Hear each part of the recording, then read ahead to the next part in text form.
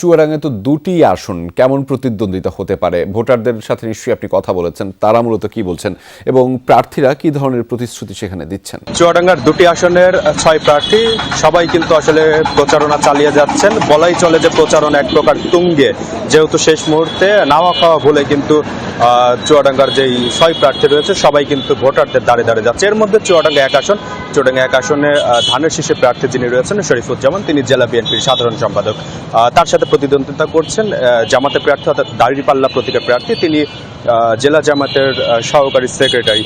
মূলত আমরা যেটা ভোটারদের সাথে কথা বলে জেনেছি যে এখানে ধানের শীষ এবং দাঁড়িপাল্লা প্রতীকের যে দুজন প্রার্থী রয়েছে তাদের মধ্যে আসলে শক্ত প্রতিদ্বন্দ্বিতা হবে। চুয়াডাঙ্গা এক আসনে বলাই চলে যে বিএনপির দুর্গ, সেই দুর্গে আসলে এবার জামাতের প্রার্থী অনেকটাই শক্ত প্রতিদ্বন্দ্বিতা করছেন। সেই জায়গা থেকে আসলে বিএনপির জন্য একটি চ্যালেঞ্জ তাদের এই আসন পুনরুদ্ধার, এবং জামাতের জন্য আসলে ইতিহাস গড়ার একটি সুযোগ তৈরি হয়েছে।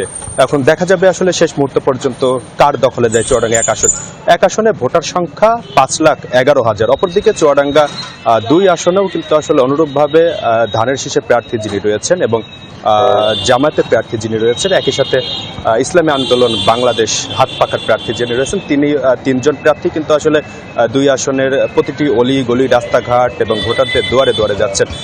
ধানের শীষে প্রার্থী চুয়াডাঙ্গা জেলা বিএনপির সভাপতি মাহমুদ হাসান খান বাবু এবং জামায়াতের প্রার্থী জেলা জামায়াতের আমির রুহুল আমিন, তিনিও কিন্তু 2 জনের মধ্যে শক্ত প্রতিদ্বন্দ্বিতা আমরা লক্ষ্য করেছি এবং ভোটারদের পক্ষ থেকেও বলা হয়েছে যে 2 জনের মধ্যে বেশ হাড্ডাহাড্ডি লড়াই হবে। সেই ক্ষেত্রে আসলে বলা কঠিন যে কে এগিয়ে কিংবা কে পিছিয়ে। বলা যায় যে সমানভাবেই 2 জনই বেশ এগিয়ে, এবং চুয়াডাঙ্গা 2 আসনে যেই ভোটার সংখ্যা রয়েছে 4,92,000, এই বিপুল সংখ্যক ভোটারদের কাছেও কিন্তু আসলে প্রার্থীরা যাচ্ছেন এবং নানা ধরনের প্রতিশ্রুতি দিচ্ছেন। বিশেষ করে চুয়াডাঙ্গায় একটি কৃষি বিশ্ববিদ্যালয় গড়ে তুলবেন, সব প্রার্থী কিন্তু আসলে এইভাবে সবাই দিচ্ছে এবং ভোটাররাও বলছেন যে সুষ্ঠু পরিবেশে 12 তারিখে তারা তাদের ভোটাধিকার প্রয়োগ করতে পারে। রিটার্নিং কর্মকর্তাদের পক্ষ থেকে একই ধরনের আশ্বাস দেওয়া হচ্ছে যাতে পরিবেশ সুষ্ঠু রাখা হবে।